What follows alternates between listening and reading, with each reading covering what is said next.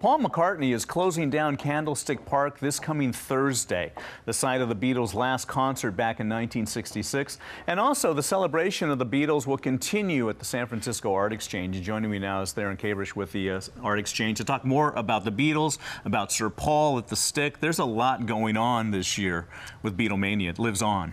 Well, this is a big Beatles year because this is the year it all began. 50 years ago, this is the year it began. They did the Sullivan Show, right, and then they were on a 2-year tour that just kept going and going and going. New albums were coming out this year, and all the way through to 2016 will be 50 years. Yeah, and the tour that you were talking about started here in San Francisco. That's right. Yeah. And then once, I mean, the irony, I guess you get this young group. And here they are at Candlestick Park. Yeah, there you are at Candlestick Park. Here they are. It's the first stadium tour. They filled a stadium in 1964.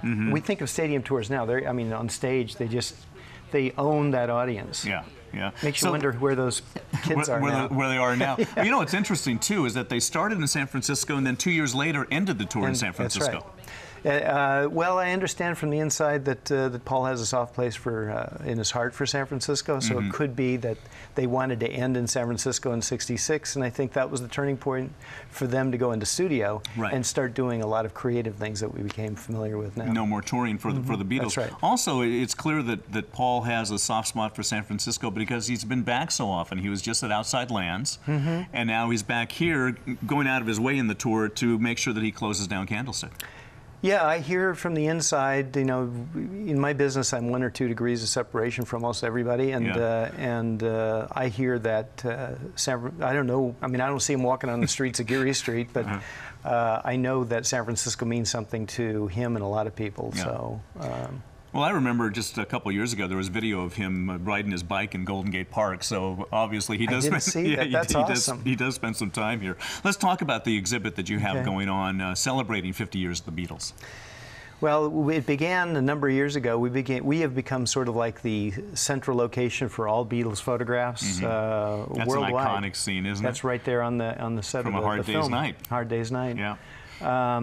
So I have about 100 photographs that are accumulated. They sort of do a survey, because if you remember, the Beatles changed every 6 months. Right. If you look at their visual presentation from 1962, well, here you have a good example. That's a photograph by Patty Boyd, set up on a tripod at their house, and Patty sent that in for the show. And the contributors to the show include Ringo. We're the only dealers for Ringo's photographs. There's one of Ringo. That's a self-portrait. Yeah. Ringo selected us to represent him in America, so we have Ringo's photographs in the show. Patty Boyd has contributed some of the great photographs. We got some Abbey Road-related photographs. It really is a who's who of photographs that you've all. Yeah, it's a who's who of all the photographers and the photographs themselves that are legend. Jim Marshall. That's a Jim Marshall, classic Jim Marshall photograph on screen right now. That's from Candlestick. Candlestick, that's right. Yeah, exactly. And Jim Marshall is such an icon in photography, rock photography. Oh, well, he's considered the godfather of all rock photographers. Every photographer I've ever met, from Annie Leibovitz to the most recent photographer, said that Jim Marshall was the guy that made them feel like they wanted to become a photographer. Yeah, yeah. And he's covered here. He's going to be a big part of the exhibit. Oh, yeah. No, we can't have him without Jim Marshall. We've been working with Jim for years, so before he died and then now with his estate. Tell us a little bit more about what's going on in San Francisco at the Art Exchange in terms of celebrating the Beatles. This exhibit is huge, but you've got some other things in the pipeline. Well, we've always got things rolling along because, you know, if you think about it, there's 50 anniversaries of something the Beatles did until 2019. For the next several years, and then they broke up, and then now 50 years since the breakup. So since we work closely with a lot of people that work with the Beatles or worked with the Beatles, we've got anniversaries coming up for a decade, probably, I would say. Why is there still this fascination with this group? I mean, when you look at it, they were only together for 10 or 12 years, but yet their music lives on. It's funny, driving over here, I knew you were going to ask me a question like that. I think there's something about the Beatles that stands out. A lot of bands and a lot of young groups, and groups even at the time, saw the Beatles as unintentional trailblazers. I think they were just passionate about their music, had a mission, they knew they were on a mission. There was sort of like a whole becomes the greater the sum of its parts. Yeah.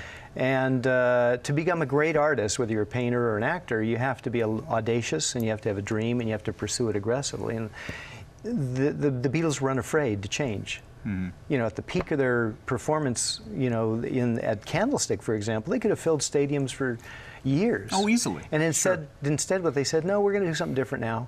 I mean, that's nuts. Commercially, that's nuts. But that's the mission they were on, and that's why they continued to evolve. And I think they were doing things outside the box before we knew the concept of outside the box, and musically they before we knew there was a box. That's right, and Yeah. they led other people to do the same thing afterwards. And it's one of the many reasons why they're so admired all these And will years be later. for 100 years, I believe.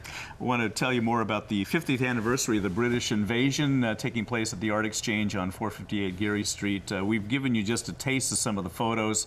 It goes on, and it's a fantastic exhibit. So, Theron, thanks a lot for joining us, and live on with the Beatles. Come on down and check it out. There we go. All right, we'll be right back.